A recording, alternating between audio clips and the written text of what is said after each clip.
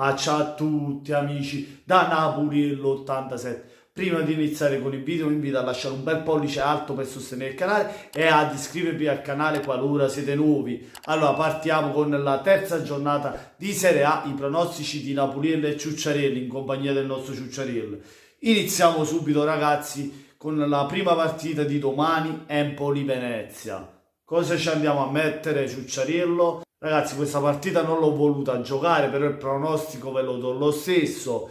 L'Empoli dovrebbe vincere da pronostico, però attenzione a questo Venezia, perché comunque ha iniziato male. L'Empoli è andato a vincere comunque a Torino. Ci può stare la sorpresa ad Empoli. Non mi fido tanto di sta partita, per questo non la sono andata a giocare. Io vi consiglio un 1x oppure un x2 perché secondo me ci può stare la sorpresa.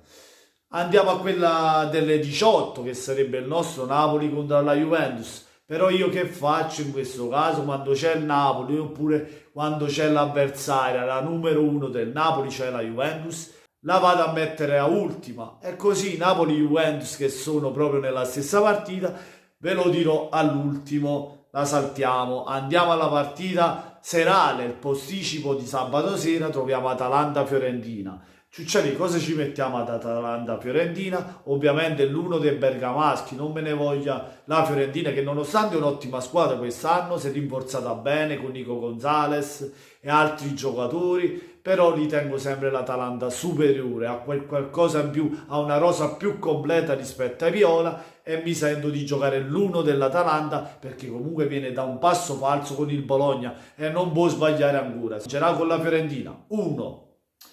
Andiamo alle partite di domenica che troviamo a mezzogiorno e mezzo, mentre ci buttiamo qualcosa nella pancia, Ciucciarì, Sampdoria-Inter, i campioni d'Italia a Genova con la Sampdoria. Partita ostica, un po' difficile, perché non è mai facile incontrare la Sampdoria a Genova, con tutto rispetto per il Genova, che quest'anno vedo la Sampdoria qualche gradino sopra, per questo vi vado a dire gol qui. Sampdoria-Inter, voglio giocare un bel gol.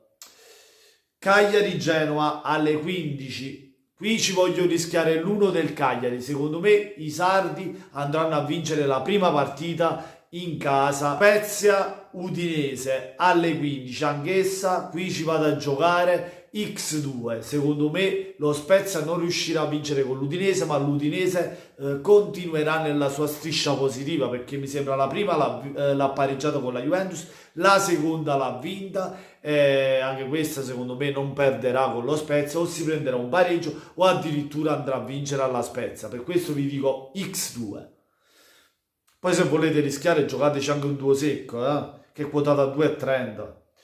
Torino-Salernitana sempre alle 15, qui vi consiglio o gol oppure l'uno secco del Torino. Secondo me il Torino vince, ma ci può star benissimo anche un gol della Salernitana, per questo o d'uno oppure gol. Alle 18 troviamo Milan-Lazio. Questa è una partitaccia, anche perché non mi ispira la vittoria del Milan, anche perché la quota è a 2,15, non mi piace come quota, perché io poi studio anche un po' le quote, mi ispiro più sull'X2 della Lazio, quotata a 1,66. Secondo me questa è una partita da pareggio addirittura, secondo me Milan-Lazio pareggeranno, però ragazzi vi consiglio un x2 che comunque avete una doppia chance e avete più opportunità di prenderla, capito?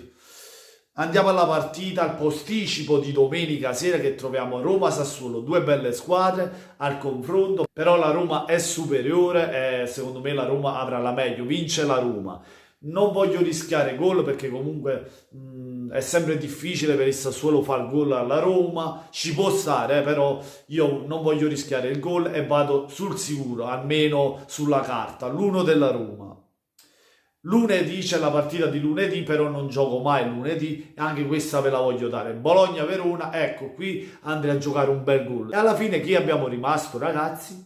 Chi abbiamo rimasto? Napoli-Juventus di domani alle 18. Ciucciarino, che cosa fanno Napoli e Juventus? Speriamo che la Juventus non vada in chiesa domenica.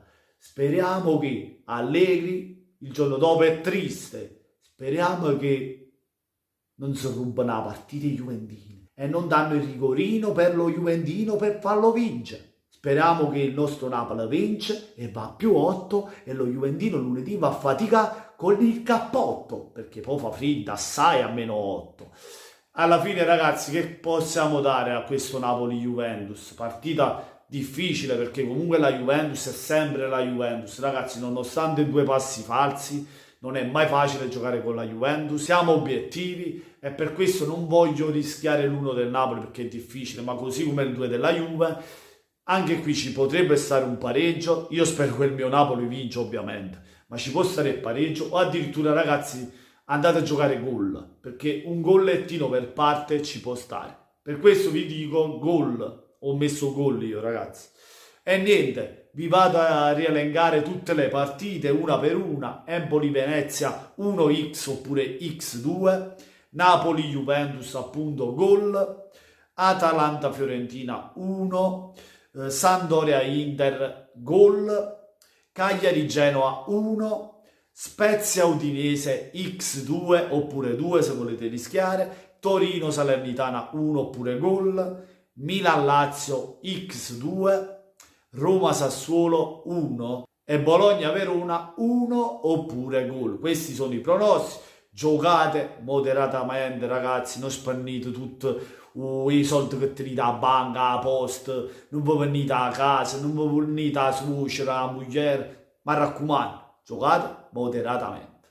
Con questo è tutto ragazzi, fatemi sapere voi cosa ne pensate nei commenti con i vostri pronostici, lasciate un bel mi piace se vi è piaciuto il video, ma soprattutto voi dice pure Ciucciarello, iscrivetevi al canale di Napoliello 87 e non aspettate la carrozza, Ciucciarello, dicelo. Aspettate la carrozza, me l'ha detto Ciucciarello, veramente sono stati che va zitto, voglio.